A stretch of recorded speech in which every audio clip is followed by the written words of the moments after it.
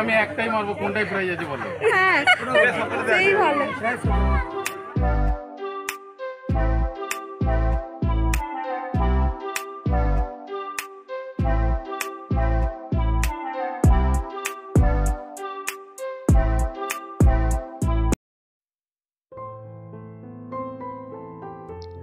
নমস্কার, আমি রীতা। কেমন আছেন সবাই? আশা করি সবাই ভালো আছেন, আর আমরাও ভালো আছি। আমার নতুন আরও একটি ব্লগে আপনাদের সবাইকে স্বাগত জানাই। বসন্ত তো চলে গেছে, তবু এখনও এই কোকিলের মিষ্টি ডাকটা শোনা যাচ্ছে। তবে আর 2-1 দিন গেলে হয়তো এই মিষ্টি ডাকটা শুনতে আরও 1 বছর অপেক্ষা করতে হবে, তাই না?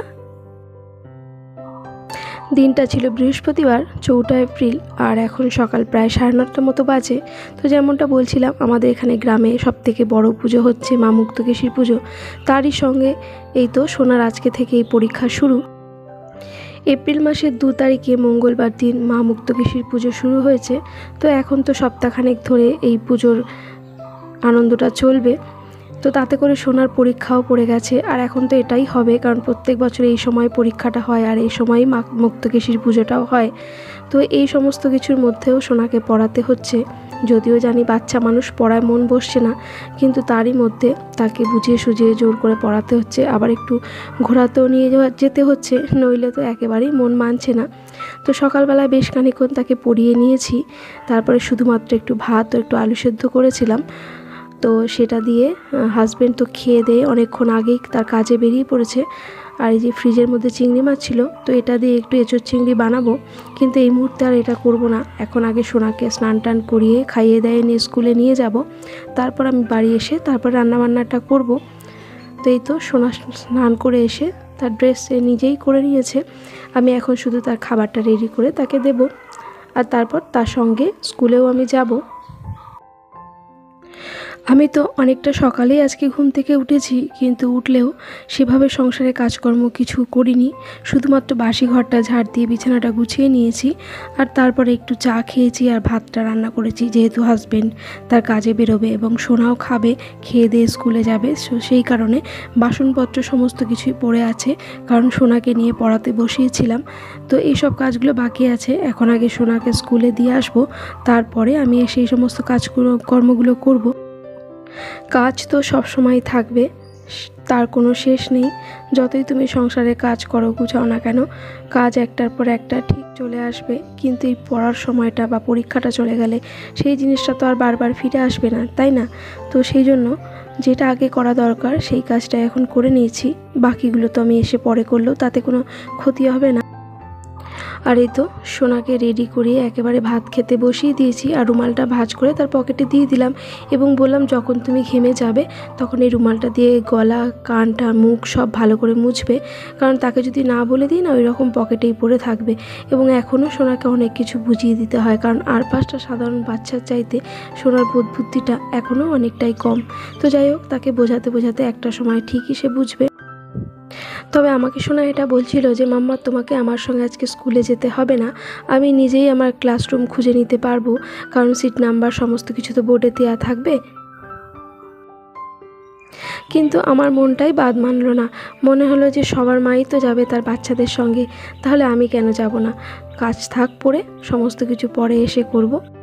আর এই তো সোনাকে স্কুলে ছেড়ে দিয়ে এসেছি, আর সমস্ত কিছু বাসনপত্র যেগুলো ছিল পড়ে, তো সেগুলো নিয়ে এখন মাজতে বসেছি।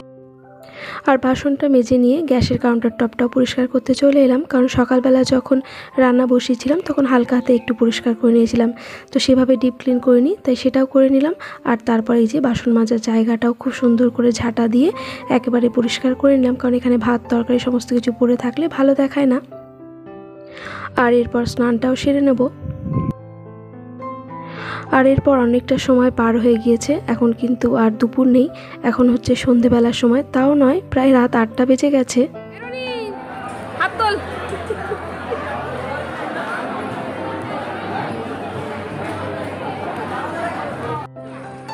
যেমনটা আগের ব্লগে বলেছিলাম যে বৃহস্পতিবার দিন আমাদের মা মুক্তকেশীর এখানে ভোগ খাওয়ানো হয়।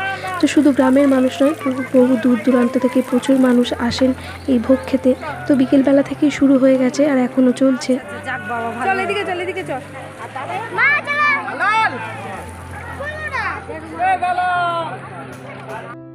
তো আমিও তো সোনাকে খানিকক্ষণ পরিয়ে নেওয়ার পর আমরা তিনজন এসেছি, সেই সঙ্গে ননির মা বাবা তারাও সকলে এসেছে। আমরা একসঙ্গে বসেই ভোগের খিচুড়ি খেলাম। আর এই যে মাঠটা আপনাদের এর আগের ব্লগে দেখিয়েছিলাম যেখানে ভোগ রান্না হচ্ছে, আর এই যে সেই বড় বড় কড়াগুলি করে বিশাল আকার যে উনুনগুলো করা হয়েছে সেখানেই ভোগের খিচুড়ি তৈরি হচ্ছে।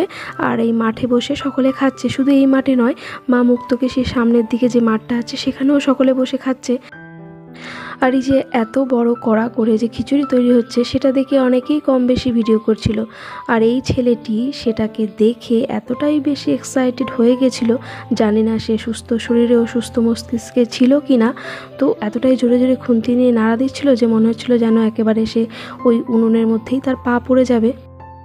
তারপরে চলে এলাম এই সামনের দিকটাতে, মা মুক্তকে সেকেও একটু দর্শন করে নিলাম। তো প্রতিদিনই তো সন্ধেবেলা আরতি হয়, তো তখনও হচ্ছিল। আর তারপরে এখানেও অনেকে ভোগের খিচুড়ি বসে বসে গ্রহণ করছিল। তো চলুন এবার একটু মেলার দিকে চলে যাব।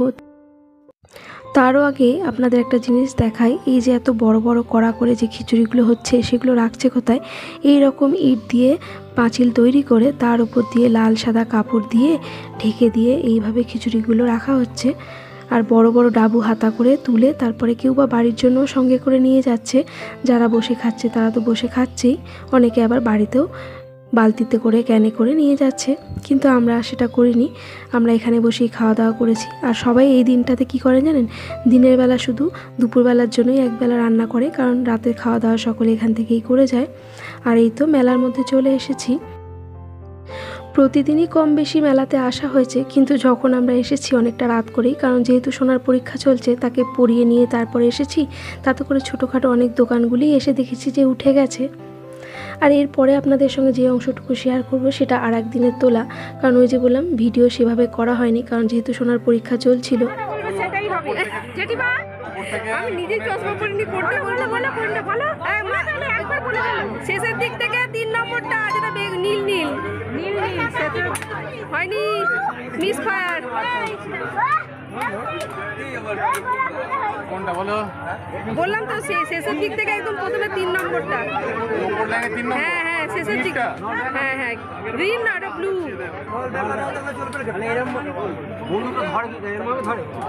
ব্লু মা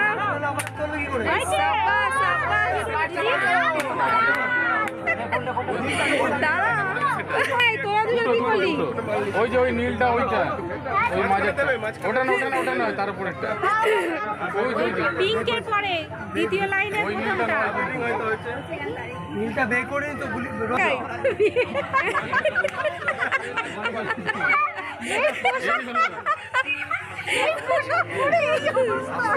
আমি একটাই মারবো, কোনটাই প্রাইজ আছে বলো? হ্যাঁ সেই ভালো, একটাই মারবো।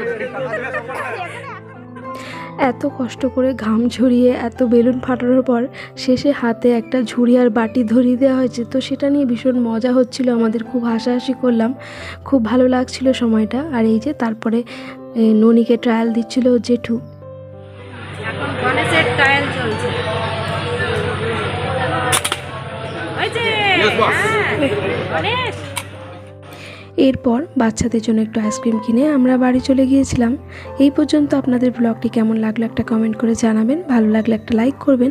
আর এই ধরনের ব্লগগুলি যদি আপনারা প্রতিনিয়ত দেখতে চান তাহলে চাইলে আমার চ্যানেলটি সাবস্ক্রাইবও করতে পারেন। আর যারা তা অলরেডি করে ফেলেছেন তাদের অসংখ্য ধন্যবাদ। আজকের ব্লগটি এই পর্যন্তই রাখলাম, সকলে ভালো থাকবেন, আবারও দেখা হবে।